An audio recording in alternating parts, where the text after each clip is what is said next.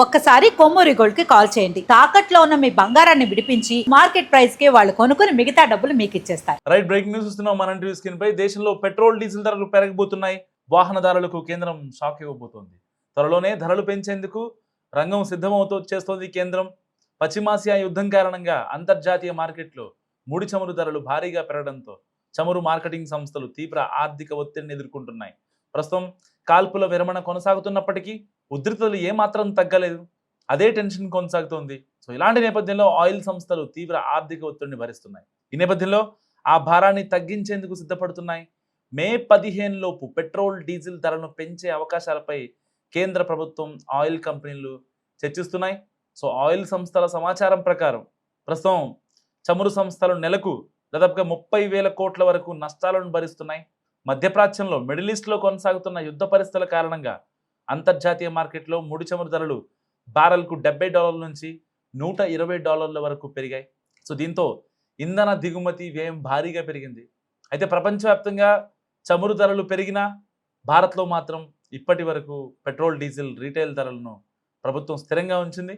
వినియోగదారులపై భారం పడకుండా ప్రభుత్వం చమురు సంస్థలే పెద్ద ఎత్తున భారం మోస్తున్నాయని కూడా తెలుస్తోంది.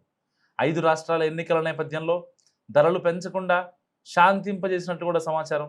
ప్రస్తుతం ఎన్నికలు ముగియడంతో ధరలపై సమీక్షించాలని ఆయిల్ సంస్థలు డిమాండ్ చేస్తున్నాయి. ఈ విషయంలో ప్రభుత్వం సానుకూలంగా ఉంది. సో లీటర్పై ఇప్పుడు భారీ ఎత్తున భారం పడనుంది. ఇండస్ట్రీ వర్గాల అంచనాల ప్రకారం ప్రస్తుతం ఆయిల్ కంపెనీలు పెట్రోల్పై లీటర్కు దాదాపుగా ₹24, డీజిల్పై 30 వరకు భరిస్తున్నాయి. ఈ పరిస్థితుల్లో త్వరలో ధరల సవరణ తప్పదని కూడా అధికారులు భావిస్తున్నారు. ఒకవేళ ధరల పెంపుకు ఆమోదం లభిస్తే దేశంలో పెట్రోల్ డీజిల్ ధరలపై లీటర్పై ₹20 నుంచి ₹30 వరకు పెరిగే అవకాశం కనిపిస్తుంది. అలాగే గృహ వినియోగ ఎల్పిజి సిలిండర్ ధర కూడా ₹40 నుంచి ₹50 వరకు పెరిగే అవకాశం ఉంది. సో 4 ఏళ్ల తర్వాత భారీ మార్పు కలిగింది ఇండియాలో. 2022 తర్వాత దేశంలో పెట్రోల్ డీజిల్ ధరల్లో పెద్దగా మార్పులు జరగలేదు. మహా అయితే ఒక 25 పైసలో ఒక ₹1 లోపటే జరిగింది. కానీ 4 ఏళ్ల తర్వాత ఇదే తొలి భారీ ధరల పెంపు కావచ్చని మార్కెట్ వర్గాలు చెబుతున్నాయి. మరోవైపు మధ్యప్రాచ్య యుద్ధం కారణంగా హార్మోజ్ జలసంధి దగ్గర చమురు రవాణా అంతరాయం ఏర్పడింది. ప్రపంచ చమురు సరఫరాలో దాదాపుగా 20% ఈ మార్గం ద్వారానే జరుగుతోంది. దీంతో ప్రపంచవ్యాప్తంగా ఇంధన సంక్షోభం పరిస్థితులు ఏర్పడ్డాయి. సంక్షోభ పరిస్థితుల్లో భారత్ పలు కీలక చర్యలు తీసుకున్నది. సో దేశీయ ఎల్పిజి ఉత్పత్తిని రోజుకు 36,000 టన్నుల నుంచి 54,000 టన్నులకు పెంచారు. అలాగే పెట్రోల్ డీజిల్పై ఎక్సైజ్ సుంకాలను తగ్గించి వినియోగదారులకు కొంత ఉపశమనం కల్పించారు. సో అదేవిధంగా రష్యా, అమెరికా, పశ్చిమ ఆఫ్రికా వంటి దేశాల నుంచి భారీగా ముడి చమురు దిగుమతులను పెంచారు. దేశంలోని రిఫైనరీలు 100% పైగా సామర్థ్యంతో పనిచేస్తున్నాయి. ఇక పశ్చిమాసియా పరిస్థితులను కేంద్ర ప్రభుత్వం నిరంతరం పర్యవేక్షిస్తోంది. అధికారులు కూడా మానిటర్ చేసుకుంటున్నారు.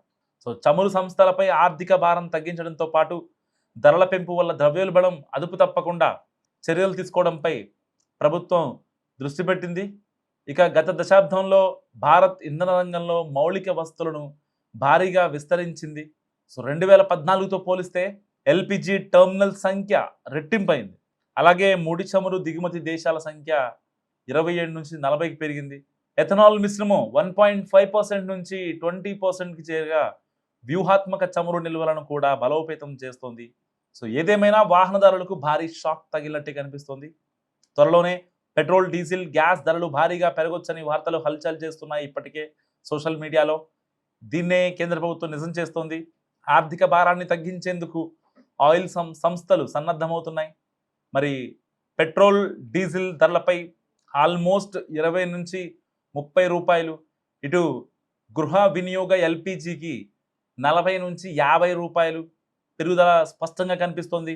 5 రాష్ట్రాల ఎన్నికలు, ఇటు మొన్నటిదాకా అయితే పశ్చిమాసియాలో యుద్ధం కారణంగా కొన్ని ఉద్రిక్త పరిస్థితులు మనం చూసాం. చమురు ట్యాంకర్లు, శుద్ధి చేసినటువంటి ఇంధనం ప్రాపర్గా రాకపోవడం, ఇదంతా మనం గమనించాం. సో అలాంటి నేపథ్యంలో మన దేశీయ ఆయిల్ కంపెనీలు హెచ్పిసిఎల్ కావచ్చు, ఐఓసిఎల్ కావచ్చు, బీపీసీఎల్ కావచ్చు, ఇంకా నయారా, రిలయన్స్ వంటి ఆయిల్ కంపెనీలన్నీ దాదాపుగా ఒక నెలకి 30,000 కోట్ల రూపాయల నష్టాన్ని చవిచూస్తున్నాయి. సో ఇలాంటి నేపథ్యంలో 2 వారాల క్రితమే ఏదైతే ఎలక్షన్స్ నోటిఫికేషన్ వచ్చిందో అప్పుడే యుద్ధం కూడా, మిడిల్ ఈస్ట్లో యుద్ధం కూడా అప్పుడు ఒక రేంజ్లో నడుస్తుంది, ఇరాన్ ఇజ్రాయెల్ మధ్య యుద్ధం. సో మధ్యలో డొనాల్డ్ ట్రంప్ మన దేశానికి సంబంధించినటువంటి ఇటు నౌకలపై దాడులు, ఇటు ఇరాన్ కూడా దాడులు చేయటం.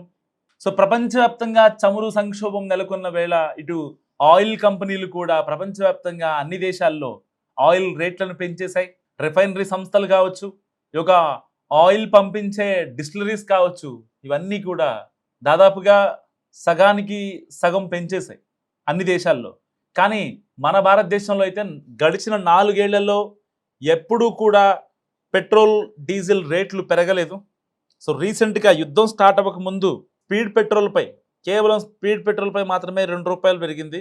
సో ఇప్పుడు వాహనదారుల నడ్డి విరుగుతుందా అంటే నిజంగా అవుననే సమాధానాలు వినిపిస్తున్నాయి. ఎలక్షన్స్, ఎన్నికలు అయిపోయాయి, ఇటు ఫలితాలు కూడా వచ్చేసాయి. సో మరి ఇలాంటి నేపథ్యంలో వాహనదారుడి నడ్డి విరగబోతుందా అంటే అవుననే సమాధానాలు వినిపిస్తున్నాయి. దీనికి సంబంధించి కేంద్రం రంగం సిద్ధం చేస్తోంది.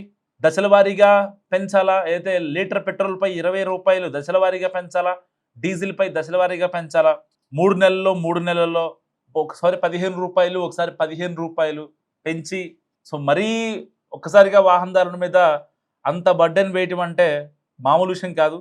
మరి ఇలాంటి నేపథ్యంలో కేంద్ర ప్రభుత్వం ఏ నిర్ణయం తీసుకుంటుంది, మన దగ్గర ఎంత నిక్షేపాలు ఉన్నాయి, ఒకవేళ ఇంకా యుద్ధం కనుక కంటిన్యూ అవుతుంటే, ఆల్మోస్ట్ ఇప్పటికీ యుద్ధం కంటిన్యూ అవుతోంది, కానీ ఇంకా ఒకవేళ ఆ ఉద్రిక్త పరిస్థితులు కొనసాగుతుంటే ఏం చేయాలి, భారత్కి ఆ యొక్క చమురు, ఇంకా ఆ యొక్క శుద్ధి చేసినటువంటి ఇంధనం భారత్కి ఎలా రావాలి అనే దానిపై కేంద్ర ప్రభుత్వ అధికారులు, విదేశాంగ అధికారులు సో ప్రత్యక్షంగా ఆ పరిస్థితుల్ని మానిటర్ చేస్తున్న పరిస్థితి. పెరుగుతున్న పెట్రోల్ డీజిల్ ధరల గురించి మీరేమనుకుంటున్నారో మస్తు కామెంట్ చేయండి.